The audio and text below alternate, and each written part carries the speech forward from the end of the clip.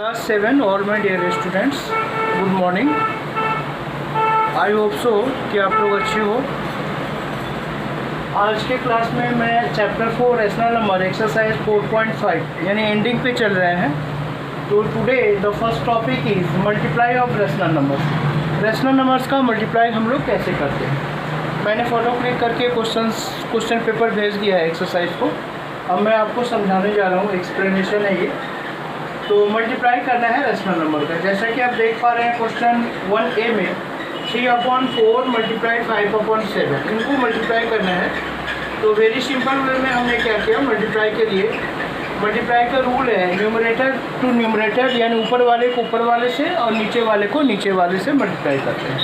Means numerator to numerator as well as denominator to denominator भी multiply.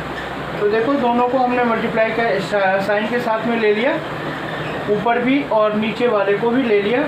और we have to check कि कोई reducing हो रहा है या नहीं हो रहा है, मतलब कोई काटापिटी हो रही है या नहीं हो रही है।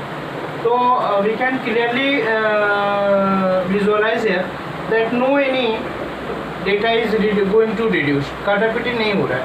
तो जब काटापिटी नहीं होता है और जब होता भी है, दोनों में सिंपल सी लॉजिक है। काटापिटी होता है तब भी और नहीं होता है तब भी ऊपर वाले को ऊपर वाले से और नीचे वाले को नीचे वाले से मल्टीप्लाई करते हैं। तो 3 × 5 15 और 4 7 28। This is the final answer. अब क्वेश्चन 1 है। मैंने क्वेश्चन 1D भी समझाने की कोशिश किया है क्योंकि इसमें कोई साइन नहीं था, बट इसमें साइन है। तो क्वेश्चन 1D का क्वेश्चन देखो, -34/7 इंटू -28/17। मैंने एज पर सेम रूल मैंने देखो ऊपर वाले को मल्टीप्लाई ले लिया है, बट विद द साइन। यहाँ -34 है तो ब्रैकेट में लेना पड़ा, बीच में मल्टीप्लाई की साइन है। फिर 28 को माइनस में लेना पड़ा because this is the minus number. अब नीचे 7 × 17 ये ऐसे ही है, हमने ले लिया। अब इसमें रिड्यूसिंग हो रहा है बच्चे। रिड्यूसिंग कैसे हो रहा है, 7 और 28 सेम टेबल से ऊपर और नीचे को ही हम रिड्यूस कर सकते हैं। 7 1 जा 7 4 जा। सिमिलरली 34 और 17 भी रिड्यूस हो रहा है।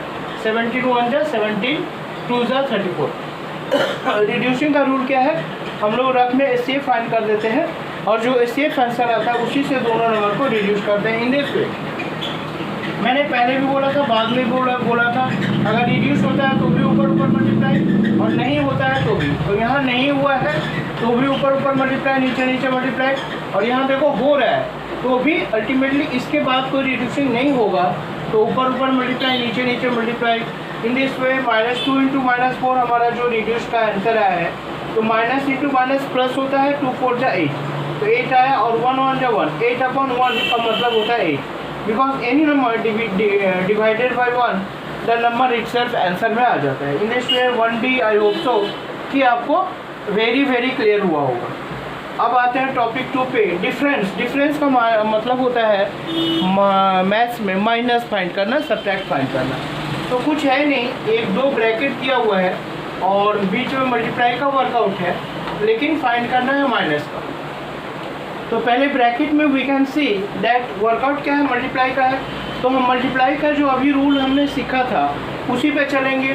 तो -4 × 3 को ऊपर मल्टीप्लाई, नीचे 16।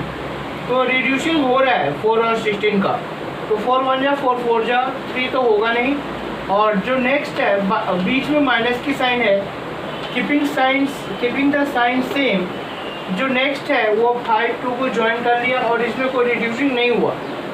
Clearly we can see that no any reducing is possible here. कोई काटापिटी यहाँ पॉसिबल नहीं है, मुमकिन नहीं है। तो अब हमारा क्या हुआ, -1 × 3 को जॉइंटली ले लिया। 4 अकेला है, वो नीचे में और कोई है नहीं, ले लिया। बीच में माइनस की साइन को सेम रखते हुए, मेंटेन करते हुए, उसको भी 5 2 -10/9 आ गया मल्टीप्लाई करके, ऊपर और नीचे मल्टीप्लाई करके। इन दिस वे नेक्स्ट माइनस और माइनस जो साइन है उसका हम साइन ऑपरेशन करेंगे तो माइनस और माइनस प्लस हो जाता है।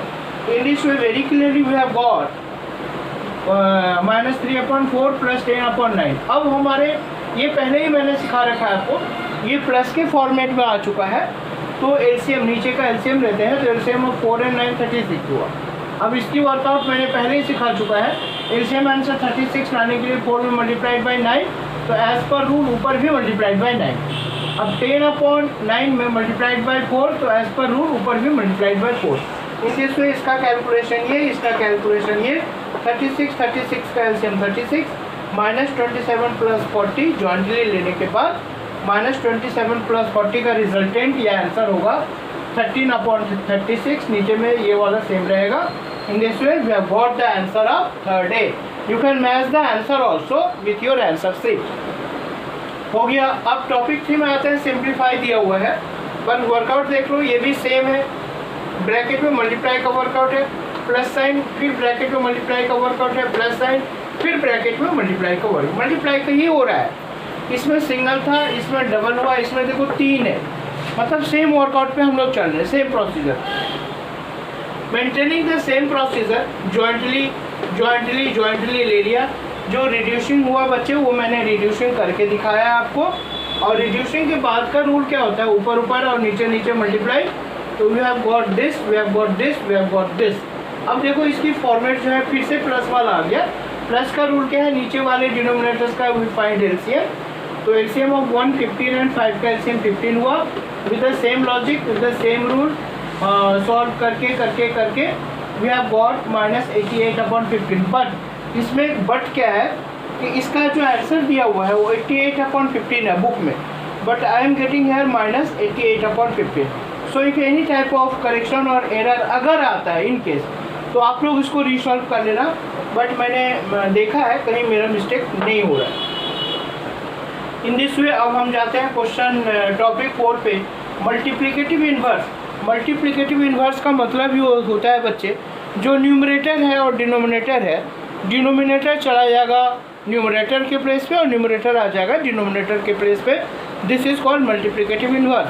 तो हमारा क्वेश्चन है -12/27। मैंने जैसा कहा कि डिनोमिनेटर चला जाएगा न्यूमरेटर पे, न्यूमरेटर आ जाएगा यहाँ पे। तो न्यूमरेटर जब हमने ऐसा किया तो वी हैव फाउंड डिनोमिनेटर पे माइनस नंबर, माने -12 आ गया। अब हमारा रैशनल नंबर क्या कहता है कि अगर नीचे में यानी डिनोमिनेटर पे माइनस नंबर आता है तो वी मेक दैट पॉजिटिव, उसको पॉजिटिव बनाते हैं। पॉजिटिव कैसे बनाएंगे, मल्टीप्लाई बाय -1 करके करेंगे और मल्टीप्लाई बाय -1 ही करेंगे, ये रूल है। बट एज पर रूल नीचे मल्टीप्लाई बाय -1 किए तो ऊपर भी करेंगे और मल्टीप्लाई करके मिला -20/12। यानी कि मल्टीप्लिकेटिव इन्वर्स में या रैशनल नंबर में नीचे माइनस नहीं रहना चाहिए, उसको पॉजिटिव बना देते हैं। तो पॉजिटिव बना के we have got this. So this is the multiplicative inverse of this. 5a के बाद हमने 5d भी बनाया है क्योंकि ये सिंगल था और इसमें समथिंग वर्कआउट है। वर्कआउट क्या है, मल्टीप्लाई का। मल्टीप्लाई का वर्कआउट आप पहले ही भी सीख चुके हो क्वेश्चन 1 में, 2 में, 3 में, 4 में।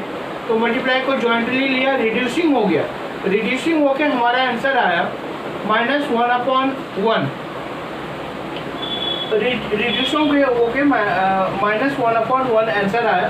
बट इसका तो मल्टीप्लिकेटिव इन्वर्स करना है तो -1/1 आया। तो मल्टीप्लिकेटिव इन्वर्स क्या होगा, न्यूमरेटर चलाएगा डिनोमिनेटर पे, डिनोमिनेटर आ जाएगा न्यूमरेटर पे। बट जब ऐसा करेंगे तो न्यूमरेटर पे फिर से माइनस आ गया। तो माइनस को हम पॉजिटिव बनाने के लिए मल्टीप्लाई बाय -1 का ही करते हैं, अभी आपको बताया था लास्ट क्वेश्चन में। बट एज पर रूल ऊपर भी मल्टीप्लाई बाय -1 ही करते हैं। तो -1/1 आया आंसर। तो -1 any number divided by 1 number itself, तो इसको डिवाइड करेंगे तो -1 ही आएगा, जो जिसको हम नंबर इटसेल्फ कहते हैं। तो इंग्लिश में we have got the answer -1। 4 भी हो गया।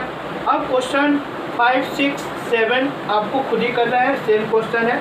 क्वेश्चन 8 पे जो है न्यूमेरिकल प्रॉब्लम है, मल्टीप्लाई करना है दो चीज़ को लेके। तो हमने स्टेप 1, स्टेप 2, स्टेप 3 लेके बनाया। स्टेप 1 में क्या है, गुणा गया है सम ऑफ 7/8 एंड 3/4। सम माने प्लस, प्लस की फंडा पहले ही से आप जानते हो। तो एंड के बीच में प्लस किया, 8 4 का एलसीएम ले लिया, 8 ही हुआ। अब इसके लॉजिक को आप जानते हो, to get LCM answer we do the workout in this way solve करके 13/8 मिला।